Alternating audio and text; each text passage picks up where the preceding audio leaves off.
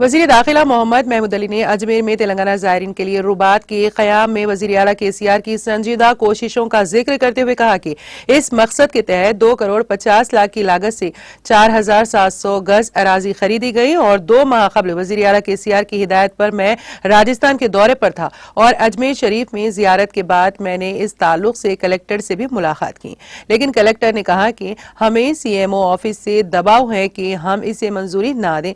वज़ीर दाखिला ने वजाहत की है कि जब उन्होंने ये पूछा कि तेलंगाना हुकूमत के नाम रजिस्ट्री मौजूद है, तमाम उमूर की बाकायदा तकमील हुई है, लेकिन इसके बावजूद आप मंजूरी के लिए क्यों इनकार कर रहे हैं और तामीर में रुकावट क्यों बन रहे हैं, जिस पर कलेक्टर ने कहा कि हम पर चीफ मिनिस्टर के दफ्तर से दबाव है, इसीलिए हम आपकी मदद करने से कासिर हैं।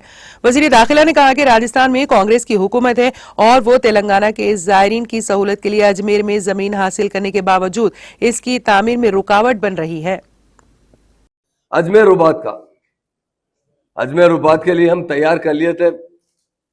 अजमेर रुबात के लिए जमीन लेके हम 2 करोड़ 50 लाख के अंदर जो है 4700 जमीन खरीदे। मैं खुद गया था और CM साहब आज से 2 महीने पहले CM साहब मुझे कहे महमूद भाई आप जाके आइए।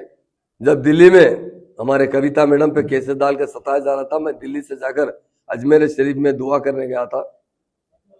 अल्लाह ताला कविता मैडम को जो गलत तरीके से फंसाने की कोशिश कर रहे हैं, उन्हें आपकी मदद की जरूरत है, आप उन्हें परेशानी से निकालिए।